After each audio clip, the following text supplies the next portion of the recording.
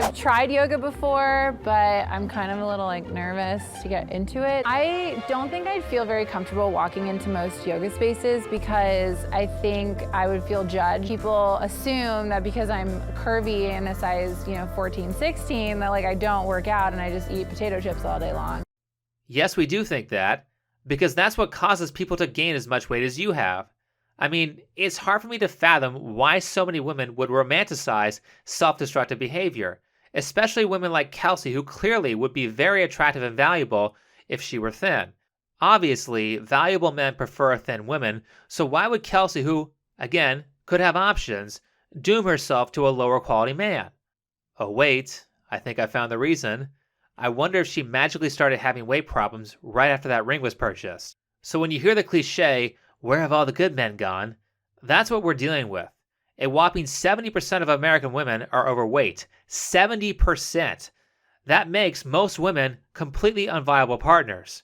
40% of those women are obese, and good men are not attracted to women who are obese. It doesn't matter how many degrees you have or how great you think your personality is. It's okay that I'm not married yet. I'm independent, I'm intelligent, I'm accomplished.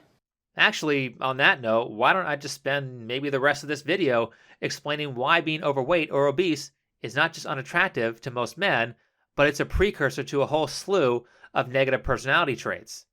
Let's start with the abject lying about that negativity by manipulating the words used. It reminds me of a George Carlin bit. I don't like words that hide the truth. I don't like words that conceal reality. I don't like euphemisms or euphemistic language. And American English is loaded with euphemisms because Americans have a lot of trouble dealing with reality. Americans have trouble facing the truth. So they invent a kind of a soft language to protect themselves from it. And it is a function of time. It does keep getting worse. Give you another example. Sometime during my life, toilet paper became bathroom tissue.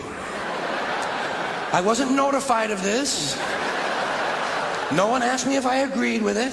It just happened. Toilet paper became bathroom tissue. The dump became the landfill. Car crashes became automobile accidents. Partly cloudy became partly sunny. Motels became motor lodges. House trailers became mobile homes. Used cars became previously owned transportation. And constipation became occasional irregularity. And in just the same way, these women are taking words like fat, obese, and overweight and trying to turn them into something positive by changing the word. As a big girl, as a big person, look different than the norm. Larger bodied people, as a larger bodied person. plus size women and bigger bodies. As a plus size woman, curvy, curvaceous woman, and Other women who looked like me. Other women who look like me. Look at how many words she had to use to say fat. She used 6 words to describe one. Imagine how inconvenient it would be if we all had to use 6 times as many words just to describe what we were talking about. And this is annoying because the fastest way from point A to point B is a straight line. But if someone doesn't want you to get to point B, they might try to divert you. Point A is fat and point B is thin.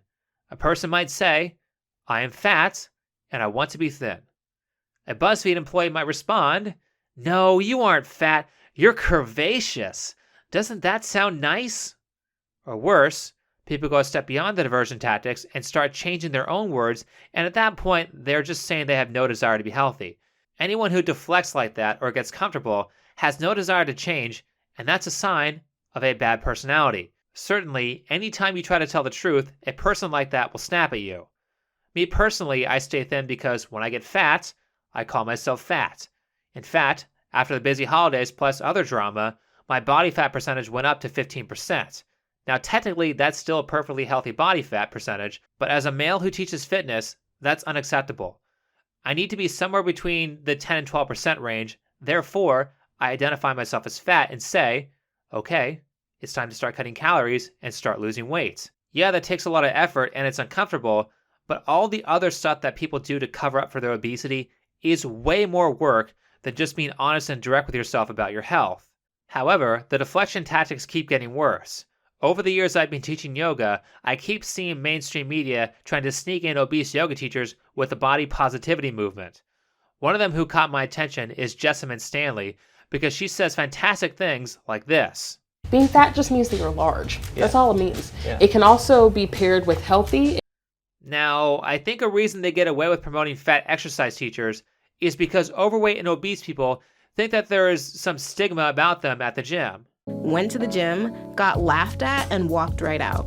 Why tease someone who was in the gym trying to lose weight? Fat shaming is so harsh and so wrong. I hate being fat shamed. It just beats you down when someone comes along destroying what little self-esteem you gained from trying to be healthier. Honestly, after a decade of teaching, I've never seen this happen. Any gym I've worked for will fire you instantly if you make fun of someone for being fat, and as far as the members go, most of them are highly encouraging when an obese person walks in because they understand how difficult it is to make a life-changing decision like losing 200 pounds. However, there is one very consistent complaint that I get from students, which is students don't like it when teachers are fat. I think Tom Leykis said it best on one of his radio shows back from the 2000s. If I'm trying to lose weight, then I don't want the teacher to look like the before photo. There's a reason for that, and it's not because these people are fat shamers. These people pay to go to exercise classes because they want to be healthy. Taking health advice from a person who is obese is like taking financial advice from a person who is broken in debt.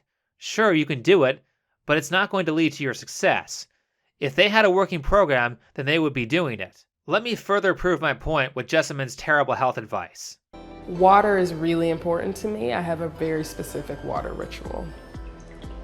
The ingredients that I like in my water in the morning are activated charcoal and lemon juice. Lemon is a cleanser. Charcoal allows everything else to clean out as well. I do not skip my skincare. I like to start with a cleansing oil just to wipe everything off. I like to follow that up with either a soap or a skin milk just to do an additional rinse.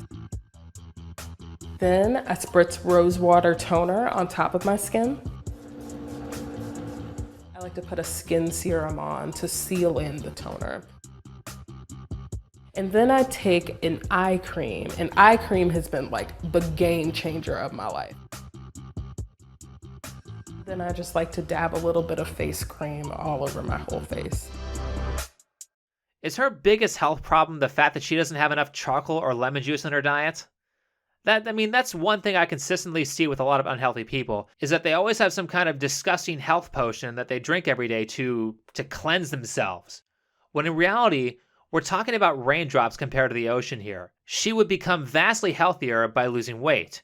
Drinking lemon water in the morning is not going to stop her from getting type 2 diabetes. And also, look at all the time she puts into rubbing 6 different chemicals on her face to make herself look better, when the most obvious thing she could do to make herself look more attractive is to lose weight. That's just the thing. Nobody wastes more time in getting pretty toenails or wastes more money on expensive haircuts than obese women. If they would just take 1/10 of that time that they waste trying to hide their obesity and put it towards weight loss, then they would be thin in a heartbeat. But that's not what happens. Look at our hero of a healthy body, Jessamyn Stanley. Let's see how far she has come in her journey to be healthy. This video of her doing a back bend was filmed 5 years ago. The morning routine video was shot 4 years later, and she has gained a substantial amount of weight. If she continues on this path, then she'll be dead by the time she's 50. Now, when you look at this, are you asking yourself, is this someone you should be taking health advice from?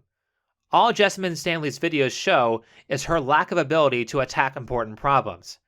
Now, just real quick, because I feel obligated to say this as a fitness professional, but if you're trying to lose weight, then you need to cut calories. Your thyroid is not making you fat. Your genetics are not making you fat, nor, for the ladies, is polycystic ovarian disease making you fat. Those are just excuses. In fact, you would be amazed at how many people I have watched who complain that they have a thyroid problem, eat a full bag of M&Ms a day, and 2 large pizzas as a single meal.